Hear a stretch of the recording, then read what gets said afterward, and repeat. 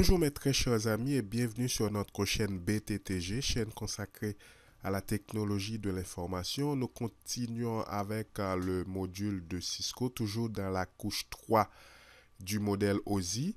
Dans la première vidéo concernant cette couche, nous avons juste fait une brève introduction concernant les 4 couches basses du modèle OSI. On a parlé les 2 principaux rôles de cette couche et on a aussi vu les différents équipements qui fonctionnent au niveau de cette couche. Donc, si vous aimeriez avoir des informations beaucoup plus précises, des détails beaucoup plus pertinents, je vous invite à aller sur YouTube et tape le rôle de la couche 3 du modèle OSI. Et là, vous allez voir la vidéo la vidéo concernant cette couche. Et par la même occasion, vous allez voir aussi la vidéo la plus regardée pour l'année 2017. Il s'agit de explication détaillée de cette couche du modèle OSI.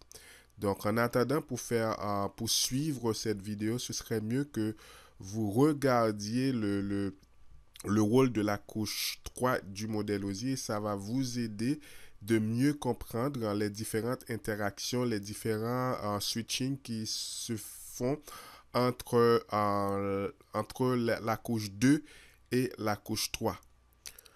Passons rapidement à la section qui va vous montrer comment comment les informations voyagent d'un réseau à un autre, quels sont les switching, quelles sont les interactions entre les différentes routeurs qui sont interconnectés. On a 5 réseaux. Le premier réseau qui est un LAN qui est sur le réseau 10. Deuxième réseau qui assure l'interconnexion entre les 2 routeurs back-to-back qui est le réseau 20. Le réseau 30 assure la connexion entre 1 et 3. Le réseau 40 entre le routeur 3 et le routeur 2. Et le réseau 50 entre le routeur 2 et le LAN. Donc, vous allez voir que le PC1 va envoyer un message à PC2 et vous allez voir comment le paquet voyage de l'ordinateur qui transfère vers le premier routeur, deuxième routeur, etc. jusqu'à ce que l'information arrive à destination. Passons rapidement à la pratique, passons rapidement à la démonstration pour voir comment le transfert des informations passe du réseau 10 vers réseau 50. Donc, sur la couche 3 du modèle OSI de l'ordinateur qui va transférer le message, les 2 adresses logiques s'ajoutent. Il s'agit de l'adresse IP de destination ainsi que le réseau dans lequel il se trouve et l'adresse source, l'adresse du réseau source ainsi que l'adresse IP de l'ordinateur source. Donc, ces 2 adresses s'ajoutent dans le paquet pour ensuite être encapsulées vers la couche 2 du modèle OSI. Arrivé dans cette couche, 2 autres adresses vont être ajoutées. Il s'agit de l'adresse MAC de l'ordinateur qui va transférer le message ainsi que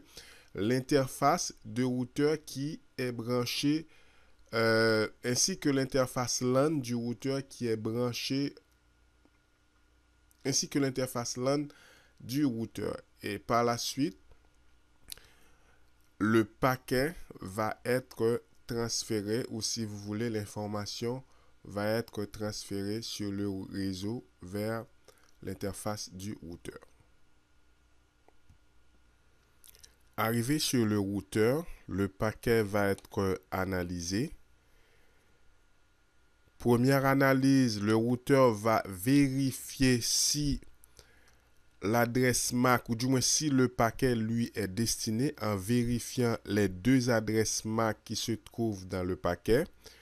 Et à première remarque, à première vue, le routeur voit que ce paquet lui est destiné. Il va tout simplement supprimer les 2 adresses physiques pour ensuite analyser les 2 adresses logiques. Il s'agit de l'adresse de destination, c'est-à-dire l'adresse du réseau pour lequel le paquet, le message est envoyé. Et ensuite, l'adresse de l'ordinateur qui transfère le message. Après la vérification, le routeur va consulter sa table de routage pour voir si le réseau pour lequel le message est transféré est attaché directement à l'une de ces interfaces. Donc, la vérification est faite. Donc, est-ce que le réseau 50 est attaché à l'une de ces interfaces? Non.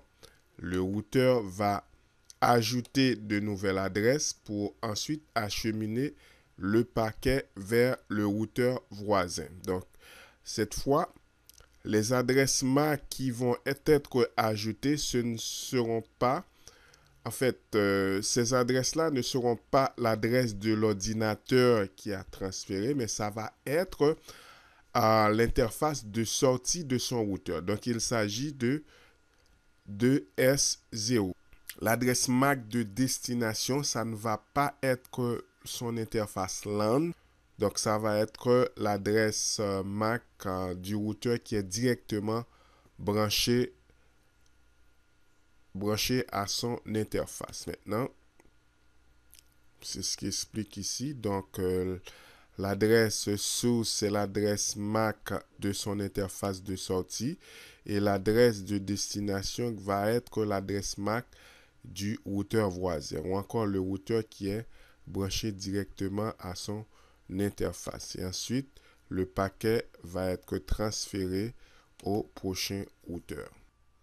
Et une fois arrivé sur le routeur 2, celui-ci va procéder de la même façon. Premièrement, il va analyser le paquet, analyser d'abord les deux adresses physiques pour voir si ce paquet lui est destiné. Tel est le cas, un B18 qui représente l'adresse de destination. Il va supprimer les deux adresses physiques, puis analyser les deux adresses logiques ainsi que leur adresse de réseau, c'est-à-dire le réseau source et le réseau de destination. Le routeur vérifie en même temps sa table de routage pour voir si le réseau 50, c'est-à-dire le réseau pour lequel le paquet est destiné, il va vérifier si celui-ci est attaché à l'une de ces interfaces.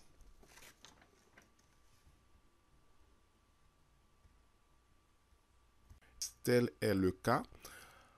Le routeur va ajouter de nouvelles adresses physiques et cette fois, ces adresses MAC ou encore les adresses physiques ne vont pas être l'adresse de son interface S0, mais plutôt l'adresse source va être son interface LAN. Et l'adresse de destination va être l'adresse MAC de l'ordinateur pour lequel le message est destiné. Donc, j'espère que ce sont les mêmes étapes qui allaient être effectuées si le paquet devrait passer par le routeur 3, ensuite routeur 2 pour arriver au PC2. En passant par 3 étapes, vérification de la MAC adresse, des adresses de réseau, ainsi que la table de routage. Il y a une autre vidéo un peu similaire avec celle-ci. Il s'agit d'une vidéo qui montre les deux comportements de switch. Premier comportement, comment le switch fonctionne quand sa table MAC est à jour. Donc, comment il traite la trame de données. Et deuxième comportement, comment le switch fonctionne quand fonctionne quand sa table de MAC adresse est vide. Donc, si vous voulez avoir des informations plus précises encore, il suffit d'aller sur YouTube, taper comment fonctionne un switch et vous allez voir les différentes étapes de façon détaillée et cela va vous va vous permettre de mieux faire la différence entre une trame de données et un paquet et comment ça fonctionne au niveau de la couche 2 pour les trames de données et comment ça fonctionne sur la couche 3 les paquets de données. J'espère que cette vidéo vous a plu et n'oubliez pas de vous abonner à ma chaîne. À la prochaine pour une prochaine vidéo. Bye bye.